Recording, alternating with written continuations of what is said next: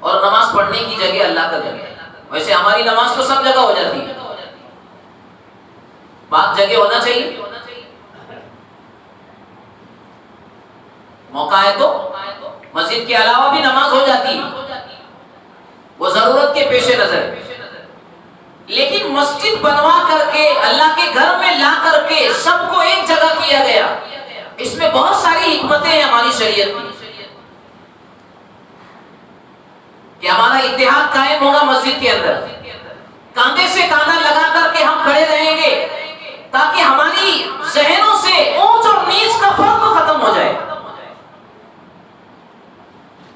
صفیں متحد ہوگی، سب ایک ساتھ کھڑے رہیں گے، ایک امام کے پیچھے کھڑے رہیں گے. وہ اللہ اکبر کہے گا تو نیت باندھ لی جائے گی، اللہ اکبر کہے گا رکوع میں جائیں گے، سمیع اللہ لمن حمیدہ کہے گا اٹھ جائیں گے، پھر اللہ اکبر کہے گا سب سجدہ ریز ہو جائیں گے. کوئی امام کی مخالفت نہیں کر سکتا، جو امام کی مخالفت کرے گا اس کی نماز نہیں ہوگی. اس سے کیا بتایا جا رہا ہے؟ اطاعت، فرما برداری، کہ اپنے بڑے کی بات ماننا ہے.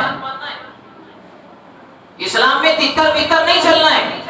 کسی کا چہرہ ادھر ہے تو کسی کا چہرہ ادھر ہے، سب کے چہرے اللہ کے گھر کی طرف رہیں گے، قبلے کی طرف رہیں گے، اور سب ایک امام کے پیچھے چلیں گے. وہ اٹھے گا تو اٹھیں گے، وہ بیٹھے گا تو بیٹھیں گے، وہ جیسا کرے گا ویسا ہم کریں گے. اسے اگر نماز میں بھول ہو گئی اور وہ سجدہ سہو میں اگر چلا گیا، غلطی ہم سے نہیں ہوئی ہے، غلطی اگر ایسی امام سے ہو گئی کہ سجدہ سہو لازم ہوتا ہے، بھول کا سجدہ، تاکہ نماز میں آنے والا نقصان کم، جو نقصان ہوا ہے اس کی بھرپائی ہو جائے. تو غلطی امام صاحب نے اگر کی ہے لیکن وہ چلا گیا سجدہ سہو میں، ہم کو بھی جانا ہے سجدہ سہو. اب اگر تو نہیں کہہ رہی ہے کہ غلطی ہم نے تھوڑی کی، امام صاحب سجدہ سہو کر لو ہم کھڑے رہیں گے، نہیں چلے. کیوں؟ اطاعت، اطاعت سکھائی جا رہی ہے، ماننا پڑے گا.